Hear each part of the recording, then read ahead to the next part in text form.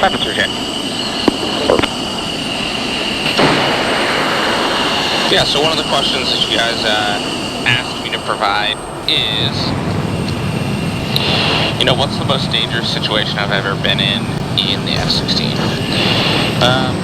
Well, you know, I think the more experience you get in any fighter platform or any airplane in general, the more you find that, you know, there's always going to be that day for a guy, right? And you just hope that that day doesn't come very often, if ever, right?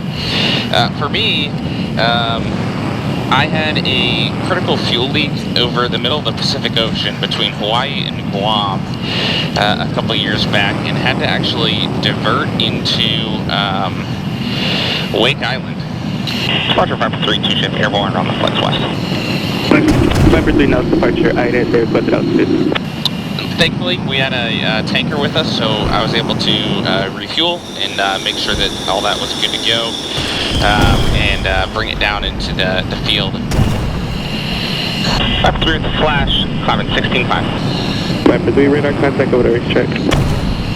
That day, I had one wingman with me. He was actually my flight lead for the day, and I was the wingman. He backed me up in the checklist and the decision-making process, and we decided to turn it around and bring it into Wake Island, which is a planned divert for us, but one that guys do not go to very often. So we brought it back down and brought it down to that airfield, and everything was safe and good from that point on.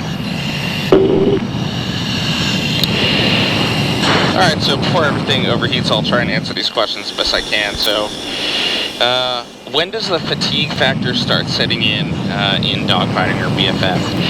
Really, the answer to that is immediately. So, Viper 3, contact nose control, channel 8. Viper push 8.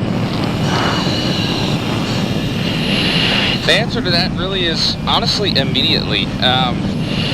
When you're doing knife fighting in the phone booth, you're getting in close. You can kind of see in the defensive fighting regime that I'm almost breathing more heavily and getting more flustered than if I'm offensive. You know, if you're in an offensive posture, all you need to do is look forward and really have a precise maneuvering to kill the adversary, right? So it's more cerebral than the tooth to nail posture of defensive BFM.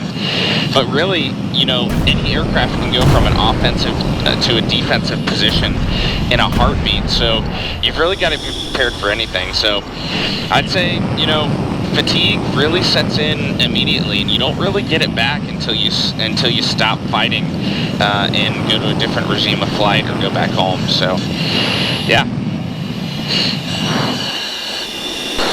Alright, starting the GX 4 to 5 for the first 90, 5 to 7 for the second. Viper 1's ready. For G1 in place 90 right now.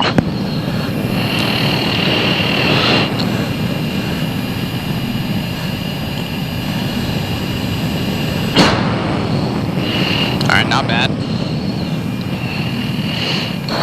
G awareness in place 180 left now.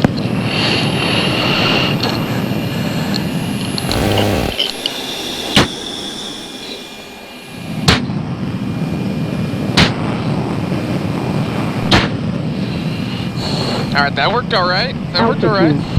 Altitude. In place 90 right, 1's good G. Good G. Flight floor 10,000, acknowledge.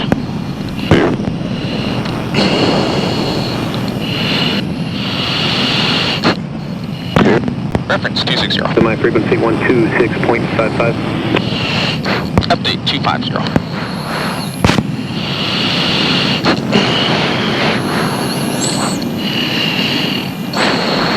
Alright. So that looked like that worked okay. So you can already tell my heart rate is just a little bit increased, and we only maxed out at 5.7 Gs there. So 5.7 times my body weight, which is about 150 for your transparency there, right? Altitude. Altitude. And bullet 3-1, you got traffic to your northwest, about 10 miles southbound, F-15, flight level 187, and then you got traffic southeast, the PC-12, 16.5. Alright, so now we're maneuvering to what we call a ski room. position